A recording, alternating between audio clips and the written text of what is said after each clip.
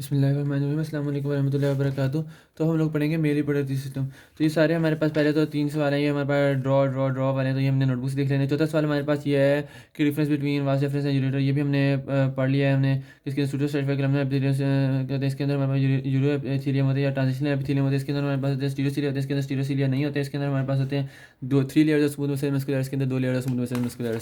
इसके अलावा जो हमारे पास अगला सवाल आता है ना, वो हमारे पास है कि what are the various types of spermatogonial cells found in the adult cell. और स्पर्मेटोगोनियस सेल्स हमारे पास जो होते हैं ना, ये हमारे पास होते हैं बेजल रीजन में। हमारे पास अगर हम देखें तो ये हमारे पास 7 पेयर्स ट्यूब्यूल्स हैं। ये हमारे पास 7 पेयर्स ट्यूब्यूल्स हैं, तो इसके हमारे पास बेजल रीजन से शुरू होते हैं। और अगर हमारे पास ये बेजल रीजन से शुरू होते हैं और हमारे पास ये ल्यूमिन तक जाते हैं, ठीक हो गया। ये हमारे पास होते हैं स्पर्मेटोगोनियस सेल्स। इसके अंदर दूसरा हमारे पास ये होता है कि हमारे पास ना ये रफली स्फेरिकल होते हैं और हर एक जो है ना, इसके अंदर हमारे पास सेंट्रली प्लेस्ड राउंडेड न्यूक्लियर होता है, ठीक हो गया। अब इसका हमारे पास जो है ना, इस न्यूक्लियस की बेस पे ही हमारे पास ये स्पर्मेटोगोनिया को 3 टाइप्स में डिवाइड किया जाता है, type A, type B, type C. अब जो टाइप ए होती है इसको हम कहते हैं टाइप ए डार्क स्पर्मेटोगोनिया। इसके अंदर क्योंकि इसका जो न्यूक्लियस है ना, वो हमारे पास होता है और डार्कली स्टेन्ड होता है, ठीक हो गया। और इसका जो न्यूक्लियोलस होता है ना, वो हमारे पास प्लेस्ड होता है close to the nuclear membrane, ठीक हो गया। अब इनके जो हमारे पास फंक्शन है वो ये कि हमारे पास रिजर्व सेल्स होते हैं, यानी हमारे पास नॉर्मली डिवाइड नहीं करते। सिर्फ अगर हमारे पास कोई डैमेज हो जाए, यानी कोई फॉर एग्जांपल अगर कोई कैंसरस मटेरियल आ जाए, कोई हमारे पास इन्फेक्शन हो जाए, जिससे हमारे पास एपिथेलियम डैमेज हो जाए, तो हमारे पास तब ये डिवाइड करते हैं और हमारे पास spermatogonia type A pair cell और अपनी ही अमाउंट को दोबारा मेंटेन करते हैं, ताकि अमाउंट जो मेंटेन रहे।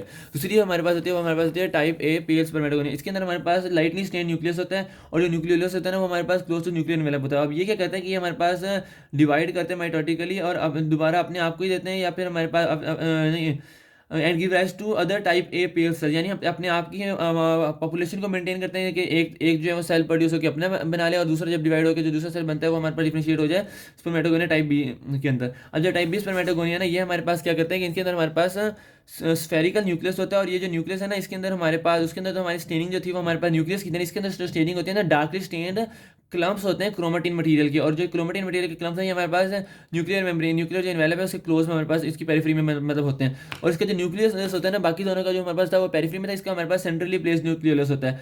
और ये माइटोटिकली डिवाइड करते हैं और हमारे पास डॉटर सेल बनाता है। ये डॉटर सेल जो है ना, फिर हमारे पास डिफरेंशिएट हो जाते हैं उसके अंदर डिफरेंशिएट होते हैं प्राइमरी स्पर्मेटोसाइट्स। अब जो अगला हमारे पास है वो हमारे पास है सर्टोली सेल्स। सर्टोली सेल्स हमारे पास क्या है, हमारे पास टॉल कलमनर सेल्स होते हैं, ठीक हो गया। और ये हमारे पास होते हैं, ये हमारे पास ना basal region, basal lamina lumen से शुरू होते हैं और हमारे पास सेमिनिफरस ट्यूब्यूल्स तक जाते हैं, ठीक हो गया। अब ये हमारे पास क्या कहते हैं कि हर एक जो सर्टोली सेल्स है ना, इसके जो हमारे पास होता है ना न्यूक्लियस होता है, वो हमारे पास पेल में होता है और ये हमारे पास बेजल रीजन के अंदर लोकेटेड होता है। अब न्यूक्लियस, अब इसको जब हम डिफरेंशिएट करते हैं वो न्यूक्लियस की बेस पे करते हैं कि हमारे पास जो इसका न्यूक्लियस होता है ना, एक जिसके इसके जो इनकी 2 स्पेसिफिक प्रॉपर्टीज होती हैं। एक तो ये हमारे पास इसका जो न्यूक्लियर एनवेलप है वो हमारे पास होता है इन फोल्डिंग, उसके अंदर बहुत ज़्यादा होती है। और दूसरा ये कि हमारे पास इसका जो न्यूक्लियस होता है वो बहुत प्रोमिनेंट होता है। इसके अब जो हमारे पास होती है ना ल्यूमिनल सर्फिस, उसके अंदर हमारे पास ल्यूमिनल सर्फिस होती है जो ल्यूमिन की तरफ होती है। तो हमारे पास ये यूँ होते हैं सर्टोसिस, तो इनकी ल्यूमिनल सर्फिस के ऊपर ग्रूव होता है। ग्रूव के अंदर हमारे पास डेवलपिंग स्पर्मेटोगोनिया होता है, जो कि हमारे पास मैच्योर, जिसकी मैच्योरेशन जो है ना वो हमारे पास इसके अंदर हो रही होती है ग्रूव के अंदर। इसके बाद अगर हम इसको लाइट माइक्रोस्कोप के अंदर देखें तो हमारे पास ये lipid lipid droplet glycogen granules और हमारे पास स्पिनर शेप क्रिस्टलाइजेशन शो करती है। लेकिन इलेक्ट्रॉन माइक्रोस्कोप के अंदर वो हमारे पास वही Golgi operator, smooth endoplasmic reticulum और ये हमारे पास सारे ऑर्गेनाइज यूज करते हैं। इसमें जो इंपॉर्टेंट पॉइंट है वो ये कि स्मूथ एंडोप्लाज्मिक रेटिकुलम ज़्यादा अबंडेंट होता है। इसके अलावा हमारे पास देखेंगे जो हमारे पास इसकी लेटरल सर्फिस है ना, जैसे अगर ये एक है और इसकी जो दूसरा अगर ये बनाए हम लोग ड्रॉ करें, तो इसकी जो लेटरल सर्फिस है इसके अंदर हमारे पास होते हैं ऑक्लूडिंग जंक्शंस होते हैं, जो कि हमारे पास इसको जोड़ के रखते हैं। और इससे हमारे पास क्या होता है कि हमारे पास 2 लेयर्स में डिवाइड हो जाती है। एक हमारे पास बेजल कंपार्टमेंट और एक हमारे पास एल्यूमिनियम कंपार्टमेंट। जो हमारे पास इसके नीचे होता है वो बेजल कंपार्टमेंट, जो इसके ऊपर होता है वो एल्यूमिनियम कंपार्टमेंट। बेजल कंपार्टमेंट में अंदर हमारे पास ना प्रीमियोटिक सेल्स होते हैं, यानी डिप्लॉयड सेल्स होते हैं, और एल्यूमिनियम कंपार्टमेंट के अंदर हमारे पास हैप्लॉइड सेल्स होते हैं, ठीक हो गया।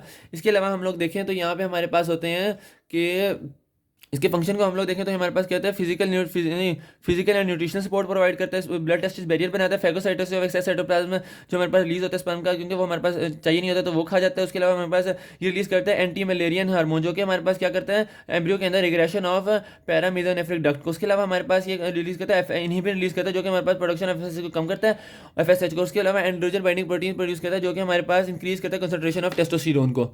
अब आगे लास्ट में हमने देखने के ब्लड टेस्ट बैरियर, तो इसमें हमारे पास क्या होता है, जिस तरह मैंने भैया यहाँ पे पढ़ा था ना कि एल्यूमिनियम कंपार्टमेंट में हमारे पास इसको से जो अलग कर देता है, तो हमारे पास बेसिक कंपार्टमेंट में ब्लड सप्लाई होता है और वो ब्लड जो है ना एल्यूमिनियम कंपार्टमेंट में नहीं जा सकता। तो ये जो हमारे पास बैरियर बनता है ना ऑक्लूडिंग जंक्शन के साथ, इसको हम लोग कहते हैं ब्लड टेस्टिस बैरियर। इसके हमारे पास ये जो होते हैं, ये हमारे पास के फंक्शन होते हैं, इंपॉर्टेंस होती है कि हमारे पास प्रोटेक्ट करता है हमारे पास स्पर्म्स